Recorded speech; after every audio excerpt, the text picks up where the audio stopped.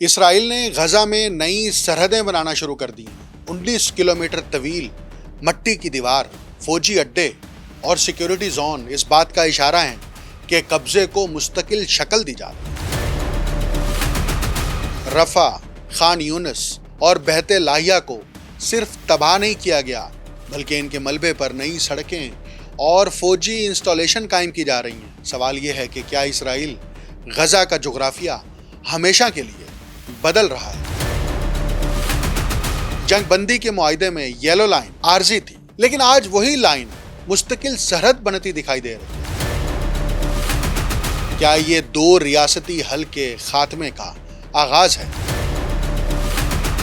اگر یہی ماڈل جنوبی لبنان میں بھی نافذ ہو رہا ہے تو کیا اسرائیل مرحلہ وار ایک نئے علاقائی نقشے کی بنیاد رکھ رہا ہے؟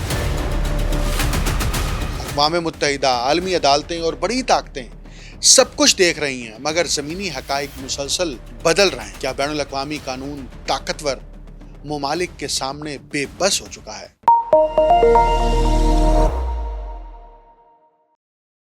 آپ دیکھ رہے ہیں انٹولڈ سٹوری ود ڈاکٹر اکمل سومرو۔ اسرائیلی فوج خاموشی کے ساتھ لیکن انتہائی تیزی سے ایک وسیع مٹی کی دیوار یعنی ارتھن بیریئر تعمیر کر رہی ہے، جو غزہ کی پٹی کے اس حصے کو جس پر اسرائیل کا پہلے ہی 50% سے زائد کنٹرول ہے، باقی علاقے سے الگ کر دے گی۔ سیٹلائٹ تصاویر کے مطابق یہ منصوبہ فلسطینی علاقے کی تقسیم کو مزید مستحکم کرنے کی کوشش ہے۔ گزشتہ چند ماہ کے دوران اس رکاوٹ کا 23 کلومیٹر سے زیادہ حصہ تعمیر کیا جا چکا ہے۔ یہ دیوار ان فلسطینی آبادیوں کے درمیان سے گزر رہی ہے جنہیں اسرائیلی فوج نے مسمار کر دیا تھا۔ اس کی لمبائی غزہ کی تقریباً 40 کلومیٹر طویل ساحلی پٹی کے نصف سے بھی زیادہ بنتی ہے۔ غزہ کی چوڑائی تقریباً 11 کلومیٹر ہے اور یہاں 20 لاکھ سے زائد فلسطینی آباد ہیں۔ اسرائیلی فوج نے تصدیق کی ہے کہ غزہ میں یلو لائن کے ساتھ ایک زمینی رکاوٹ تعمیر کی جا رہی ہے۔ یہی وہ حد فاصل ہے جہاں اکتوبر میں حماس کے ساتھ ہونے والی جنگ بندی کے معاہدے کے تحت اسرائیلی افواج کو واپس جانا تھا۔ امریکہ کی حمایت سے طے پانے والے اس معاہدے میں اس لائن کو صرف ایک عارضی تقسیم کے طور پر تصور کیا گیا تھا تاکہ پھر اسرائیل مکمل انخلا کرے، لیکن چونکہ جنگ بندی کا عمل تعطل کا شکار ہے، اس لیے اب ایسا محسوس ہوتا ہے کہ اسرائیل اس علاقے میں اپنی موجودگی کو مستقل بنیادوں پر مستحکم کر رہا ہے۔ اس صورتحال نے فلسطینیوں کے خدشات میں اضافہ کر دیا ہے کہ یہ عارضی حد فاصل آہستہ آہستہ ایک مستقل سرحد کی شکل اختیار کر رہی ہے۔ نہ تو امریکی سینٹرل کمانڈ جو جنگ بندی کی نگرانی کی ذمہ دار ہے اور نہ ہی بورڈ آف پیس جس کی سربراہی امریکی صدر ٹرمپ کے سپرد کیے جانے کا اعلان کیا گیا تھا تاکہ مستقبل میں غزہ کے انتظام کی نگرانی کی جا سکے، اس رکاوٹ کے بارے میں کوئی تبصرہ کرنے پر آمادہ نہیں ہے۔ اس زمینی دیوار کے ساتھ ساتھ اسرائیلی فوج نے اس لائن کے اطراف ایک سیکیورٹی زون بھی قائم کیا ہے جسے جدید انٹیلیجنس سسٹم اور ٹیکنیکل آلات سے لیس کیا گیا ہے۔ تاہم اسرائیلی فوج یہ بتانے سے انکار کر رہی ہے کہ یہ رکاوٹ آخرکار کہاں تک تعمیر کی جائے گی۔ اسرائیلی فوج کے مطابق اس دیوار کا مقصد دراندازی کو روکنا، اسرائیلی فوجیوں کی حفاظت کرنا اور غزہ کے قریب واقع اسرائیلی آبادیوں کو تحفظ فراہم کرنا ہے۔ جنگ بندی کے معاہدے کے نافذ ہونے کے بعد سے غزہ کے فلسطینیوں کو یہ خدشہ لاحق تھا کہ اسرائیل غزہ کے اس حصے سے واپس نہیں جائے گا جس پر اس نے قبضہ کر رکھا ہے۔ تاہم ایسا معلوم ہوتا ہے کہ بہت کم لوگوں کو اس بات کا علم ہے کہ ان کے گرد مٹی کی یہ بلند رکاوٹیں تیزی سے تعمیر کی جا رہی ہیں، کیونکہ اس علاقے کے قریب جانا بھی انتہائی خطرناک سمجھا جاتا ہے۔ پلانٹ لیبز PBC کی فراہم کردہ سیٹلائٹ تصاویر کے مطابق صرف اسی مہینے کے دوران 2 ہفتوں میں جنوبی غزہ میں اس مٹی کی رکاوٹ کے ایک حصے کو 2 کلومیٹر سے زیادہ بنا لیا گیا ہے۔ 1 جولائی کو یہ حصہ تقریباً 500 میٹر طویل تھا، لیکن 15 جولائی تک اس کی لمبائی بڑھ کر تقریباً 2.4 کلومیٹر ہو گئی ہے۔ اس توسیع نے اسرائیل کے زیر قبضہ اور تباہ شدہ شہر رفح کو المواسی سے الگ کر دیا ہے۔ جہاں فلسطینی بے گھر افراد کے سب سے بڑے خیمہ بستیوں میں سے ایک قائم ہے۔ اگر تعمیرات اسی رفتار اور اسی ڈائریکشن میں جاری رہیں تو یہ حصہ اس بیریئر سے جا ملے گا جو اس وقت سب سے طویل ہے۔ یہ تقریباً بلا تعطل 17 کلومیٹر تک جنوبی شہر خان یونس سے شمال میں غزہ کے شہر کے قریب تک پھیلی ہوئی ہے۔ سیٹلائٹ تصاویر کے مطابق اس حصے کی تعمیر کا آغاز فروری میں ہوا تھا اور اب اسے مزید جنوب کی طرف بڑھانے کا کام بھی اسرائیلی فورسز کی جانب سے مسلسل جاری ہے۔ 21 جون سے 7 جولائی کے درمیان اس میں 1 کلومیٹر سے زیادہ اضافہ کیا گیا ہے، جو خان یونس کے قریب واقع بنی سہیلا قصبے کے کھنڈرات پر قائم اسرائیلی فوجی اڈے کے نزدیک سے گزرتا ہے۔ غزہ کے انتہائی شمالی علاقے میں بھی بیت لاہیہ کے تقریباً مکمل طور پر مسمار کیے جا چکے شہر کے باہر مٹی کی ایسی کئی رکاوٹیں مختلف مقامات پر تعمیر کی جا رہی ہیں۔ اگرچہ یہ ابھی آپس میں منسلک نہیں ہیں، ان مٹی کی رکاوٹوں کی اصل اونچائی ابھی واضح نہیں ہے، تاہم بعض مقامات پر یہ رکاوٹیں یلو لائن سے بھی آگے تعمیر ہوتی دکھائی دیتی ہیں۔ اسرائیل نے غزہ کے اپنے زیر قبضہ نصف حصے کو بڑی حد تک تباہ اور خالی کرا دیا۔ غزہ کی بیشتر آبادی اب یلو لائن کے مغربی ساحلی علاقے تک محدود ہو چکی ہے، جہاں لاکھوں فلسطینی انتہائی ناگفتہ بے حالت میں قائم خیمہ بستیوں میں زندگی گزارنے پر مجبور ہیں اور اپنی بنیادی ضروریات کے لیے تقریباً مکمل طور پر امدادی سامان پر انحصار کر رہے ہیں۔ اس یلو لائن کے دوسری جانب سیٹلائٹ تصاویر سے ظاہر ہوتا ہے کہ اسرائیلی افواج نے بلڈوزرز اور دھماکہ خیز مواد کے ذریعے بیشتر عمارتیں زمین بوس کر دی ہیں، جس کے نتیجے میں کئی فلسطینی قصبے اور شہر رفح جو کبھی 2.5 لاکھ سے زائد افراد کا مسکن تھا تقریباً نقشے سے مٹا دیے گئے ہیں۔ اسرائیلی فوج نے تباہ شدہ فلسطینی آبادیوں کے ملبے پر نئی سڑکوں کا جال بچھایا ہے اور نئے فوجی اڈے بھی قائم کیے ہیں۔ اس کے علاوہ زرعی اراضی کو بھی بڑے پیمانے پر تباہ کیا گیا ہے۔ اسرائیلی فوج کا موقف ہے کہ یہ کارروائیاں کے زیر استعمال انفراسٹرکچر کو ختم کرنے کے لیے کی جا رہی ہیں۔ یہ یلو لائن کی حدود نہ تو جنگ بندی کے معاہدے میں واضح طور پر متعین کی گئی تھی اور نہ ہی اسرائیلی یا امریکی حکام نے اس کی درست نشاندہی کی تھی۔ زمینی سطح پر بھی اس لائن کو غیر یکساں انداز میں نشان زد کیا گیا ہے۔ اسرائیلی فوج کے مطابق وہ اس لائن کی واضح نشاندہی کے لیے کام کر رہی ہے تاکہ کشیدگی میں کمی لائی جا سکے اور غیر متعلقہ افراد کو نقصان پہنچنے سے بچایا جا سکے۔ اسرائیلی فوج نے اس لائن کے قریب آنے یا اسے عبور کرنے والے متعدد فلسطینیوں کو شہید کیا ہے۔ اسرائیلی فوج کا کہنا ہے کہ وہ صرف ان افراد پر فائرنگ کرتی ہے جنہیں وہ اپنے فوجیوں کے لیے خطرہ بننے کے لیے جنگجو سمجھتی ہے۔ تاہم شہید ہونے والوں میں ایسے بچے اور دیگر عام شہری بھی شامل ہیں جو بظاہر اس حد فاصل سے لا علم تھے۔ بعض اسرائیلی فوجیوں نے بھی اعتراف کیا ہے کہ انہیں ہر وقت یہ معلوم نہیں ہوتا کہ وہ کس پر فائرنگ کر رہے ہیں، جبکہ بعض کا کہنا ہے کہ انہیں حکم دیا گیا تھا کہ جو بھی اس حد کو عبور کرے اسے گولی مار دی جائے۔ غزہ میں تعمیر کی جانے والی نئی مٹی کی دیوار، وسیع سیکیورٹی زون، مستقل فوجی اڈے، نئی سڑکوں کا جال اور رفح، خان یونس اور دیگر فلسطینی آبادیوں کی منظم تباہی اس بات کی نشاندہی کرتی ہے کہ اسرائیل محض ایک عارضی فوجی آپریشن نہیں بلکہ زمینی حقائق کو مستقل طور پر تبدیل کرنے کی کوشش کر رہا ہے۔ بعض مبصرین ان اقدامات کو گریٹر اسرائیل یا اسرائیل کے توسیع پسندانہ ویژن سے جوڑ رہے ہیں، جبکہ دیگر اسے اسرائیل کی جانب سے اپنی طویل مدتی سیکیورٹی کی حکمت عملی قرار دیتے ہیں۔ اسی نوعیت کی مستقل فوجی موجودگی، بفر زونز اور سرحدی کنٹرول کی پالیسی لبنان کے جنوبی علاقوں میں بھی دیکھی جا رہی ہے۔ اگر جنگ بندی کی عارضی لائنیں مستقل سرحدوں میں بدلنے لگیں اور مقامی آبادی کی واپسی ناممکن بنا دی جائے تو یہ صرف عسکری حکمت عملی نہیں رہتی بلکہ خطے کے جغرافیے اور آبادیاتی ساخت میں دیر پا تبدیلی کی ایک بڑی سیاسی حکمت عملی بن جاتی ہے۔ اس تمام عمل کے دوران سب سے اہم سوال یہ ہے کہ بین الاقوامی قانون، اقوام متحدہ اور عالمی طاقتوں کا کردار کہاں ہے؟ بین الاقوامی انسانی قانون کے تحت مقبوضہ علاقوں کی حیثیت کو یک طرفہ طور پر تبدیل کرنا شہری آبادی کی بڑے پیمانے پر نقل مکانی اور مستقل زمینی تبدیلیاں سنگین قانونی سوالات کو جنم دیتی ہیں، جن پر مختلف بین الاقوامی ادارے اور عدالتیں بھی غور کر رہی ہیں۔ تاہم عملی سطح پر بڑی طاقتوں کے سیاسی، سفارتی اور اسٹریٹجک مفادات اکثر ان اصولوں کے یکساں نفاذ میں رکاوٹ بنتے ہیں۔ یہی وجہ ہے کہ مغربی ممالک پر دوہرے معیار یعنی ڈبل اسٹینڈرڈز کا الزام عائد کیا جاتا ہے، جبکہ ان ممالک کا موقف یہ ہوتا ہے کہ ان کی پالیسیاں اسرائیل کی سیکیورٹی اور خطے کے پیچیدہ حالات کو مد نظر رکھ کر ترتیب دی جاتی ہیں۔ اس اختلاف نظر کے باوجود یہ حقیقت اپنی جگہ موجود ہے کہ جوں جوں زمینی حقائق تبدیل ہوتے جا رہے ہیں، مستقبل میں دو ریاستی حل یعنی 2 اسٹیٹ سولوشن ایک پائیدار امن کی راہ میں مزید دشوار ہوتا دکھائی دے رہا ہے۔ اور یہ معاملہ یہیں نہیں رک رہا، بلکہ میری یہ ذاتی رائے ہے کہ ایران جنگ کو طول اس لیے دیا جا رہا ہے کہ غزہ اور لبنان کے اوپر اسرائیل کے قبضے کو مزید مضبوط کیا جائے۔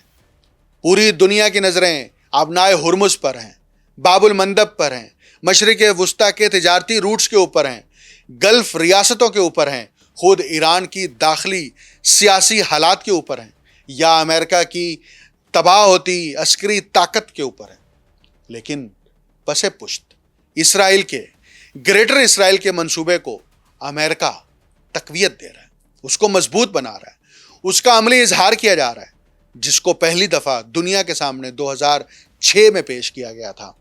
آج اس گریٹر اسرائیل کو عملی شکل دینے کے لیے لبنان اور غزہ کے اوپر اسرائیل اپنا قبضہ جما چکا ہے اور مقامی آبادی کو، مسلمانوں کو شہید کر دیا گیا ہے، ان کے انفراسٹرکچر کو تباہ کر کے فوجی قبضہ کر لیا گیا ہے۔ اور یہ یلو لائن کے پاس یہ 23 کلومیٹر طویل جو نئی مٹی کی دیوار بنا دی گئی ہے، یہ اب مستقل سرحد بن جائے گی، اور اسی سرحد کی تحفظ کے لیے امریکہ اسرائیل کی سہولت کاری کرے گا۔ آپ دیکھیں کہ اب امریکہ اور ایران جنگ کے اندر اسرائیل پیچھے ہٹ چکا ہے۔ اسرائیل کی پوری توجہ اور پوری توانائی اس وقت گریٹر اسرائیل کے پروجیکٹ کے اوپر نافذ ہے اور اسی طرف مائل ہے، اور اپنی تمام قوت کو وہاں بروکار لایا جا رہا ہے۔ لیکن مشرق وسطیٰ کے وہ مسلم ممالک جنہوں نے اپنی سیکیورٹی کی چھتری امریکہ سے لے رکھی ہے، وہ اس معاملے کو نہیں سمجھ پا رہے، اور خود یوں لگ رہا ہے کہ ابراہم ایکارڈز کے اندر شامل ہونے کے لیے یہ مشرق وسطیٰ کی ریاستیں بے چین اور بے قرار نظر آ رہی ہیں، اور شاید اگلا ایجنڈا یہی ہے، اور اس ایجنڈے کے تکمیل ہونے پر، مکمل ہونے پر، پھر ان مسلم ریاستوں کے پاس کوئی جواز نہیں ہوگا کہ وہ فلسطینی کاز کے لیے اٹھ کھڑے ہوں، 2 اسٹیٹ سولوشن کے لیے اٹھ کھڑے ہوں، یا پھر اسرائیل کی مخالفت کریں۔ مشرق وسطیٰ بالخصوص اسٹریٹجک اعتبار سے اس وقت نہایت اہمیت اختیار کر چکا ہے۔ خلیج فارس کی صورتحال ہر گزرتے گھنٹے کے ساتھ مزید بگڑتی جا رہی ہے۔ خطہ بتدریج ایسے مرحلے کی جانب بڑھ رہا ہے جو اب تک کا سب سے زیادہ خطرناک، پیچیدہ اور فیصلہ کن ثابت ہو سکتا ہے، اور جس کے اثرات حالیہ جنگ سے بھی کہیں زیادہ گہرے اور دور رس ہونے کا امکان ہے۔ ابھی ایران نے اردن کے الازرق ایئر بیس پر کیے گئے میزائل حملے میں 3 امریکی F-35 لڑاکا طیارے مکمل طور پر تباہ کر دیے، جبکہ مزید 3 طیاروں کو شدید نقصان پہنچا ہے۔ یہ حملہ جزیرہ کشم میں 2 رہائشی گھروں پر ہونے والے امریکی فضائی حملے کے جواب میں کیا گیا، اور ایران کے مطابق ان حملوں میں 1 بچے سمیت ایک ہی خاندان کے 3 افراد شہید ہوئے اور 2 دیگر بچے زخمی ہوئے تھے۔ ایران نے الازرق ایئر بیس پر لڑاکا طیاروں کی تنصیب اور مرمت کے ایک ہینگر کو بھی نشانہ بنایا، جس کے نتیجے میں متعدد امریکی افسران اور ٹیکنیکل عملے کے اراکین کے ہلاک ہونے کی اطلاعات ہیں۔ دوسری جانب مشرق وسطیٰ میں امریکہ کی پھیلائی گئی بلکہ چھیڑی گئی جنگ کو سمیٹنا مشکل ہوتا جا رہا ہے۔ جنگ کے دوران جب امریکہ اور اسرائیل نے مشترکہ طور پر ایرانی سرزمین پر فوجی حملے کیے تو تنازع پورے خطے میں پھیل گیا، بالکل اسی طرح جیسے تہران نے پہلے ہی خبردار کیا تھا۔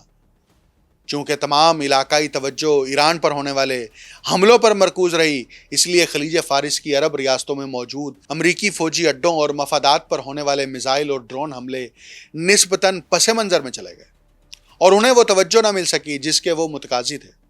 اگرچہ ان عرب حکومتوں نے بارہا ان حملوں پر احتجاج کیا، لیکن ایران کے خلاف جاری وسیع تر جنگ اور اسرائیل پر تہران کے جوابی حملوں کے لیے عرب عوام کی نمایاں حمایت کے باعث یہ احتجاج عالمی اور علاقائی توجہ حاصل نہیں کر سکے۔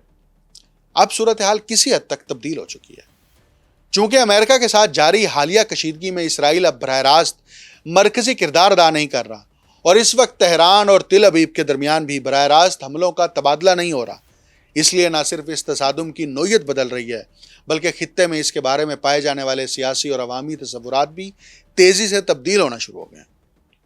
اسی دوران صنعاء کا محاصرہ توڑنے کے لیے ایک فوجی کارروائی کے اعلان، تنازع کے باب المندب ابنائے تک پھیل جانے اور سعودی عرب کے مبینہ محاصرے کی اطلاعات نے پورے خطے کو کشیدگی کے ایک نئے اور زیادہ خطرناک مرحلے میں داخل کر دیا۔ یمن پر سعودی فضائی حملوں اور اس کے جواب میں حوثیوں کی جانب سے سعودی عرب کی اہم تیل تنصیبات اور بنیادی ڈھانچے کو میزائل حملوں کا نشانہ بنائے جانے سے بحران مزید شدت اختیار کر گیا ہے۔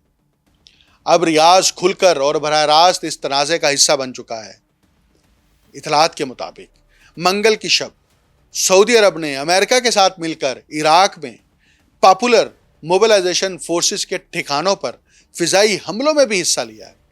سعودی عرب کی براہ راست فوجی مداخلت اس تنازع کو مزید وسعت دینے کی بھرپور صلاحیت رکھتی ہے، اور یہ اندیہ دیتی ہے کہ مشرق وسطی ایک نہایت پیچیدہ اور کئی پرتوں پر مشتمل بحران کے دہانے پر کھڑا ہے۔ اگر ریاض سے متعلق کشیدگی میں مزید اضافہ ہوتا ہے تو اس امکان کو بھی رد نہیں کیا جا سکتا کہ پاکستان اور مصر سمیت دیگر علاقائی طاقتیں بھی کسی نہ کسی صورت اس محاذ آرائی کا حصہ بن جائیں۔ اس وقت خطے کو درپیش سب سے بڑا خطرہ یہ ہے کہ ایران کے خلاف امریکہ اور اسرائیل کی جنگ کو کم از کم علاقائی عوامی حلقوں اور بعض سیاسی قوتوں میں بتدریج ایک ایرانی عرب تنازع کے طور پر دیکھا جانے لگا ہے۔ اگر یہ تاثر مزید مضبوط ہوتا ہے تو مشرق وسطی میں برسوں سے موجود نسلی اور فرقہ وارانہ تقسیم ایک بار پھر بھڑک سکتی ہے، جس کے نتیجے میں اسرائیل کے ساتھ جاری اصل تنازع پس منظر میں چلے جانے کا خدشہ ہے۔ گزشتہ چند مہینوں کے دوران خطے کی حکومتیں اگرچہ خود بھی ایران کے خلاف جنگ کے اثرات سے متاثر ہو رہی تھیں، اس بحران کو قابو میں رکھنے اور جلد از جلد سفارتی حل تلاش کرنے کی کوشش کرتی رہی ہیں۔ اس کی بنیادی وجہ یہ خدشہ تھا کہ اگر تنازع مزید پھیل گیا تو اس کے نتائج پورے خطے کے لیے نہایت تباہ کن ثابت ہو سکتے ہیں۔ تاہم حالیہ ہفتوں خصوصاً تازہ پیش رفت کے بعد ایسے واضح اشارے سامنے آئے ہیں کہ بعض علاقائی حکومتیں ایران کے مسئلے کو اسی جنگ کے ذریعے حل کرنے اور کسی بھی ممکنہ اسٹریٹجک توازن کو تہران کے حق میں جانے سے روکنے کے مقصد پر اسرائیل کے ساتھ زیادہ ہم آہنگ ہوتی جا رہی ہیں۔ اب صورتحال تیزی سے اس سمت بڑھتی دکھائی دے رہی ہے کہ خطے کی ریاستیں ایک طے شدہ حکمت عملی کے تحت ایک وسیع تر بلاکی تصادم میں یک کے بعد دیگرے شامل ہوتی جا رہی ہیں۔ اگرچہ ضروری نہیں کہ اس حکمت عملی کا خالق اسرائیلی ہو، لیکن بظاہر یہ ملک اس پوری صورتحال کا سب سے بڑا اور بنیادی فائدہ اٹھانے والا بن سکتا ہے۔ ایران وار پر ٹرمپ کے جو سب سے بڑے ناقد ہیں پروفیسر رابرٹ پیپ، انہوں نے اب ایک نیا نقطہ اٹھایا ہے کہ اب سے لے کر امریکی مڈ ٹرم الیکشن تک ابنائے ہرمز کو کھلا رکھنے کا اصل مسئلہ صرف ایک لفظ میں بیان کیا جا سکتا ہے، اور وہ لفظ ہے اسکیل۔ اس اسکیل کو سمجھنا بے حد ضروری ہے۔ مثال کے طور پر ایران کا جو شاہد 136 ڈرون ہے، اس کی پرواز کی صلاحیت کو دیکھتے ہوئے اس کا ممکنہ لانچ ایریا تقریباً 500 میل طویل ساحلی پٹی اور 500 میل طویل اندرون ملک تک پھیلا ہوا ہو سکتا ہے۔ یعنی یہ صرف ساحل کے چند کلومیٹر اندر کا علاقہ نہیں ہے، بلکہ ایک انتہائی وسیع خطہ ہے۔ حقیقت یہ ہے کہ یہ ڈرون لانچ زون رقبے کے اعتبار سے امریکی ریاست کیلیفورنیا سے بھی بڑا بنتا ہے، اور یہ مسئلہ 2 ڈائمینشنل نہیں بلکہ 3 ڈائمینشنل بھی ہے۔ اس 500 میل اندر اور 500 میل باہر کے علاقے میں ایران کے زاگراس پہاڑی سلسلے بھی ہیں، جہاں بلند و بالا پہاڑ اس چیلنج کو مزید پیچیدہ بنا دیتے ہیں کہ امریکہ ایران کے خلاف کیسے کارروائی کرے۔ ان پہاڑوں کو ایک فلک بوس عمارت یعنی سکائی اسکریپر کی طرح تصور کریں۔ شاہد 136 ڈرون جو حجم میں صرف ایک کنگ سائز گدے سے بھی کچھ بڑا اور زیادہ وزنی ہوتا ہے، ان پہاڑوں کے کسی بھی دراڑ، کسی بھی غار یا کسی بھی مقام پر چھپایا جا سکتا ہے. وہ زمین کے اندر کسی گہرے بنکر میں بھی ہو سکتا ہے، یا یوں سمجھے جیسے کسی 12 منزلہ عمارت کی 12ویں منزل پر بھی رکھا ہو سکتا ہے. اب اصل سوال یہ ہے کہ جس لانچ ایریے کی پروفیسر رابرٹ پیپ بات کر رہے ہیں، اس میں نیو یارک کے علاقے، منہٹن جتنے کتنے علاقے سما سکتے ہیں؟ جواب ہے تقریباً 11,000 منہٹن. یہی وہ بنیادی مسئلہ ہے جس کا امریکہ کو اس وقت سامنا ہے. یعنی رقبے کا بہت بڑا سکیل جو اس پورے آپریشن کو انتہائی مشکل بنا رہا ہے، اور امریکہ اس آپریشن کو حتمی انجام تک پہنچانے سے قاصر نظر آ رہا ہے. اور دوسری طرف ایران کی میزائل ٹیکنالوجی اور ڈرون ٹیکنالوجی کو امریکہ آج کے دن تک شکست نہیں دے سکا. اس لیے 28 فروری سے لے کے آج تک ایران کی طرف سے جو بھی جوابی حملے کیے جا رہے ہیں، اس نے امریکہ کے پورے ملٹری مشن کو تباہ کر دیا اور اس پریشانی میں مبتلا کر دیا ہے کہ وہ ایران کو کیسے سرنڈر کرنے پر مجبور کرے. اس لیے ٹرمپ کے پاس صرف ایک ہی آپشن باقی بچا ہے کہ وہ ٹروتھ سوشل اکاؤنٹ کے اوپر جا کے دھمکی امیز بیانات لکھے، یا وہ میڈیا کے کیمروں کے سامنے کھڑے ہو کر نئی دھمکیاں جو ہے وہ ایجاد کرے. لیکن ایران تحمل سے ہر دھمکی کا جواب دے رہا ہے اور تنہا دے رہا ہے. امریکہ اس جنگ کی آڑ میں اسرائیل کو ڈبل فائدہ پہنچا رہا ہے. ایک مشرق وسطیٰ کے اندر اسرائیل کی پوزیشن کو مضبوط کر رہا ہے، اور دوسری طرف مشرق وسطیٰ کے اندر گریٹر اسرائیل کے پروجیکٹ کو عملی شکل دے رہا ہے. یہ گھناؤنا کھیل اگر مسلم ریاستوں کے حکمرانوں کو آج بھی سمجھ نہیں آ رہا، تو پھر کل کو اس کی قیمت انہی ریاستوں کے حکمرانوں کو بھی چکانی پڑے گی. مجھے ڈاکٹر اکمل سومرو کو اجازت دیجیے. اللہ حافظ.